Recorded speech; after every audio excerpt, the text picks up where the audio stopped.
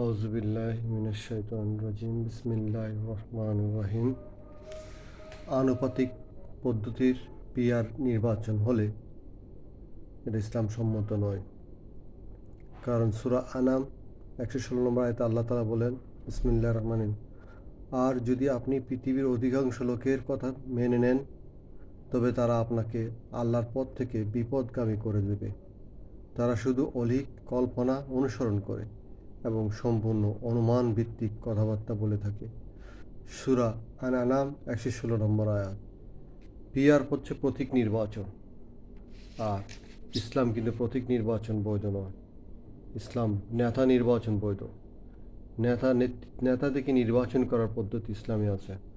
আল্লাহ রসুল 3 জনের প্যানেল দিয়েছিলেন নেতা নির্বাচনের জন্য এবং তাদের যোগ্যতাগুলো বিশেষ বর্ণনা করেছিলেন। ওনার মৃত্যুর পর ওই 3 জন থেকে নির্বাচিত হয়েছিলেন আমির। আর আমরা যদি এই পিআর পদ্ধতি অনুসরণ করি, তারা আল্লাহ তাআলা সূরা রাদের মধ্যে 37 নম্বর আয়াতে বলছেন, আর এভাবে আমি কোরআনকে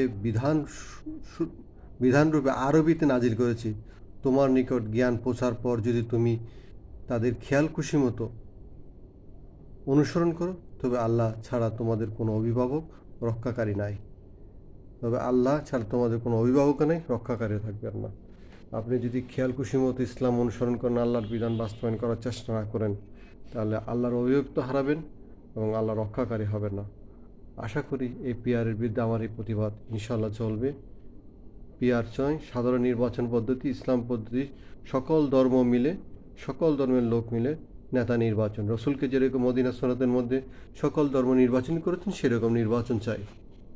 আমি আশা করছি মদিনা সুন্নাতের আলোকে সকল ধর্মের লোক মিলে লিখিত চুক্তির আকারে রসুলকে যেভাবে রাষ্ট্রপতি করেছেন, পরবর্তী প্যানেল দিয়ে আল্লাহ রসুল যেরকম প্যানেল তৈরি করেছেন, সেই প্যানেল থেকে নির্বাচন করেছিলেন হজরত আবু বকর, হজরত উসমান, হজরত আবু বকর রাদিয়াল্লাহু তাআলা, হজরত উসমান রাদিয়াল্লাহু তাআলা, হজরত ওমর রাদিয়াল্লাহু তাআলা আনহু।